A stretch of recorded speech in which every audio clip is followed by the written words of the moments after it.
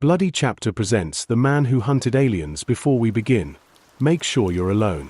Close your eyes. Listen to the rain. Because every story has a heartbeat, and some refuse to stop. You're listening to Bloody Chapter. Like, share, and subscribe for more stories that haunt the mind long after the sound fades. Tonight's story: The Man Who Hunted Aliens, where curiosity came to study us, and found a reason to fear humanity.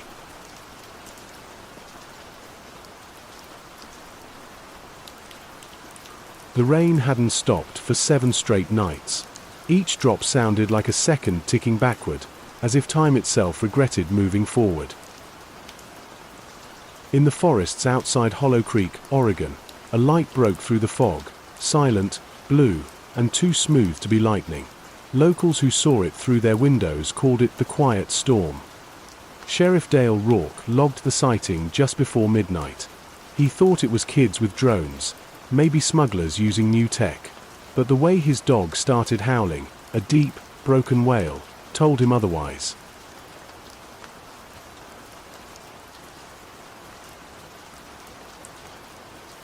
Far above the trees, 5 figures drifted through the mist. Not monsters. Not invaders. Scientists, in their own way. 5 travelers from elsewhere, recording soil, air, the pulse of human electricity. They never meant to be seen. They touched down near the abandoned sawmill, a place no one visited since the town went bankrupt. The rain disguised their landing. But one man heard it anyway.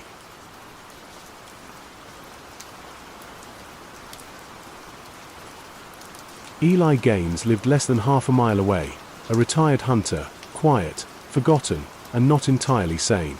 He'd fought in wars he could no longer name. He spoke to the forest more than to people. When his radio picked up a strange frequency, a whisper of static and a voice saying, "Observe, but do not engage," something inside him cracked open. He loaded his rifle. Not because he feared what landed, but because he finally had a purpose again.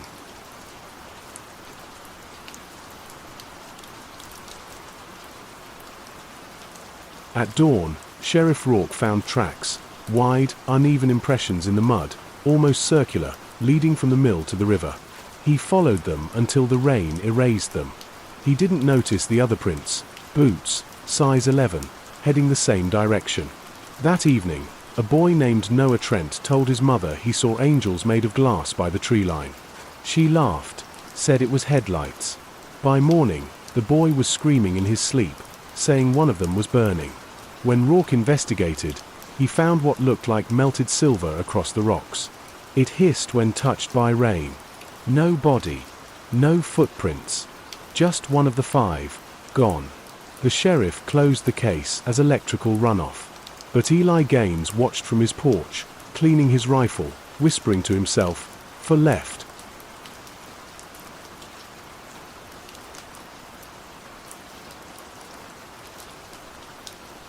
By the 3rd night, Hollow Creek was losing power in half the town. The rain thickened, the air felt charged, radios popped with voices that weren't local. Someone whispered coordinates. Eli listened. He believed the message was meant for him. He drew a map on his kitchen table, marking the lights he'd seen, each circle smaller than the last, closing in. He spoke into his old CBMIC, "You shouldn't have come here." No one answered, just a long, low hum that rattled the windows. Out near the sawmill, one of the visitors stood in the open field. Its skin shimmered like moonlight through water. It raised a device, scanning the air, unaware of the man hiding 50 yards away. Eli's breath fogged in the cold. His finger hovered on the trigger. The voice in his head said, "Observe, but do not engage."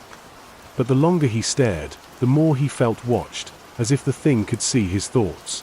He fired once. The sound cracked through the valley like thunder. When the smoke cleared, the creature lay motionless, its body leaking light instead of blood. The rain hissed as it hit the wound. Eli stepped closer, muttering a prayer he couldn't finish. He pressed his boot down, to make sure it was real. It twitched. He fired again. The light faded, leaving a smell like burnt ozone. He smiled, not in triumph, but in relief. Now he wasn't invisible anymore. The next day, Sheriff Rourke found a crater where the ground looked boiled. His deputy said lightning did it. Rourke knew better.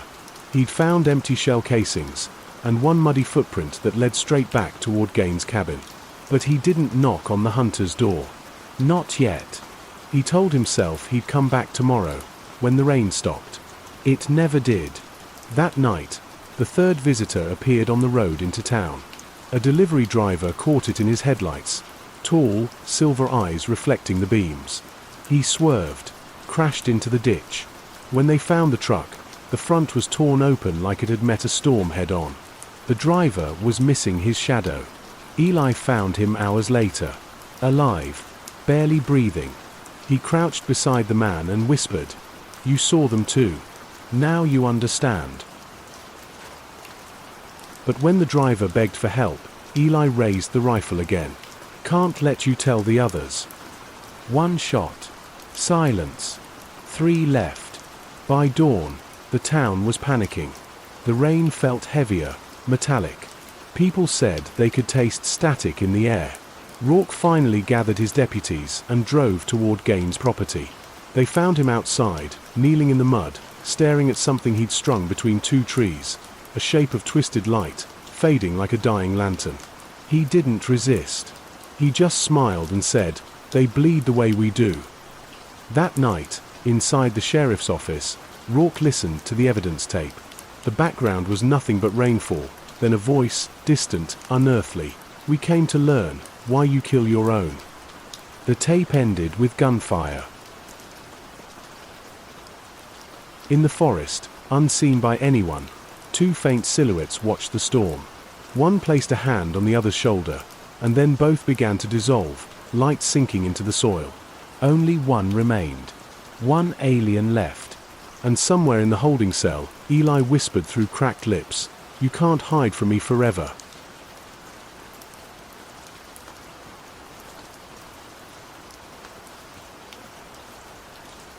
The rain never stopped, it only changed sound.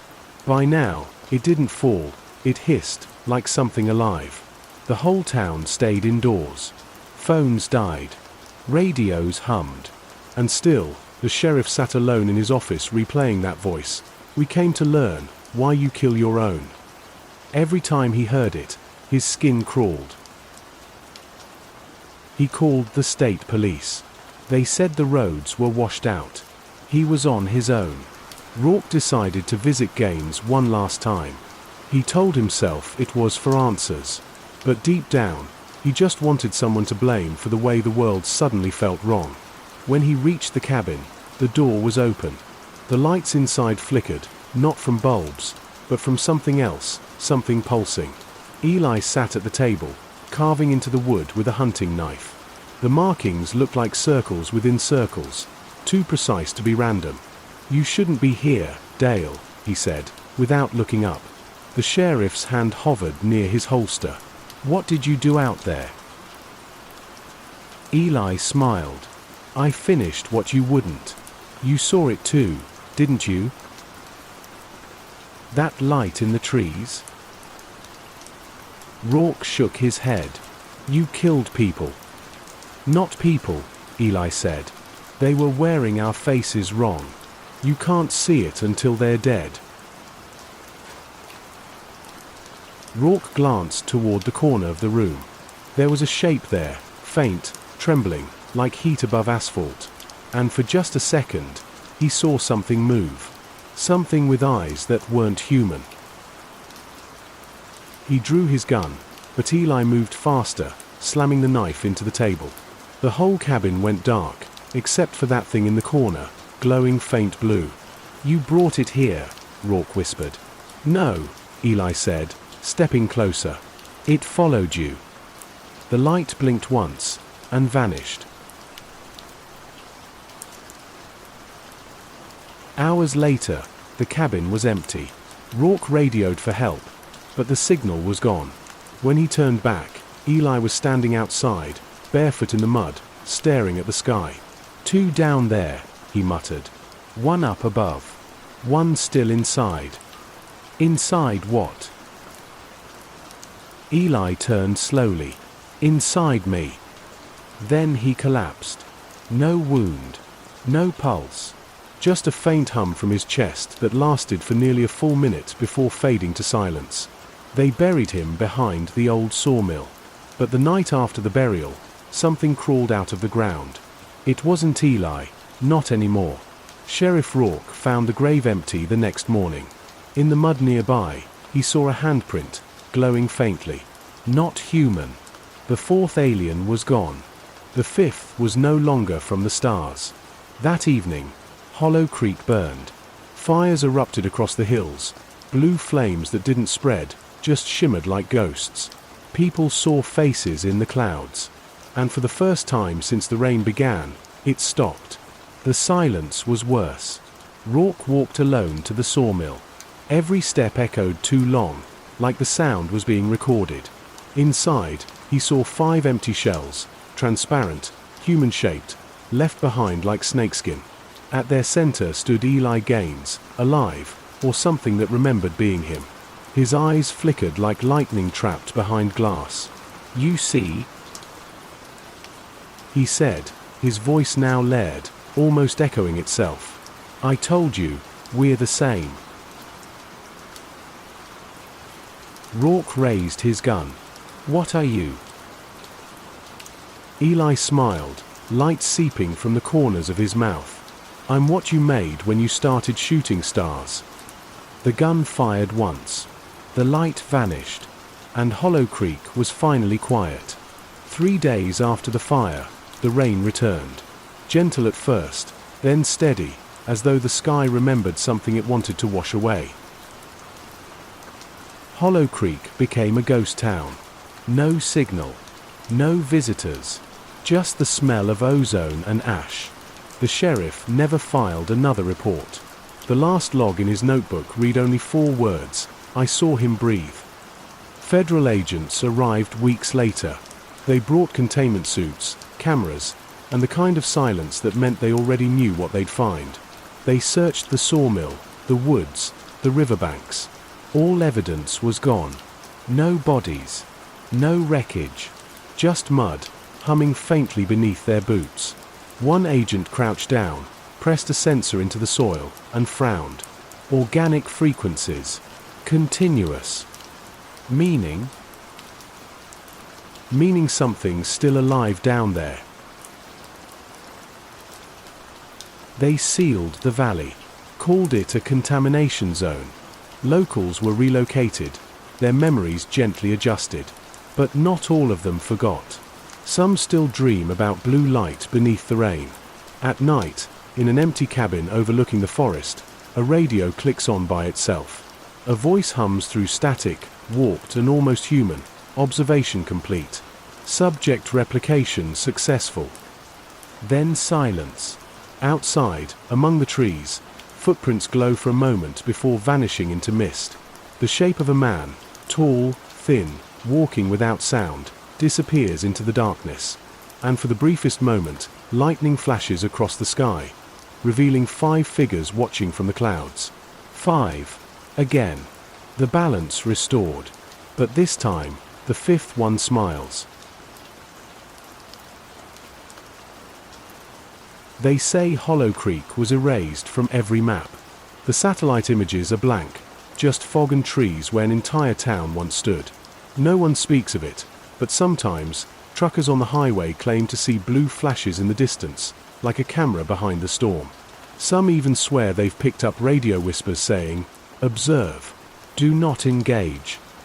And in the silence that follows, if you listen closely through the rain, you might hear another voice. Lower. Rougher. Still human. 4 left.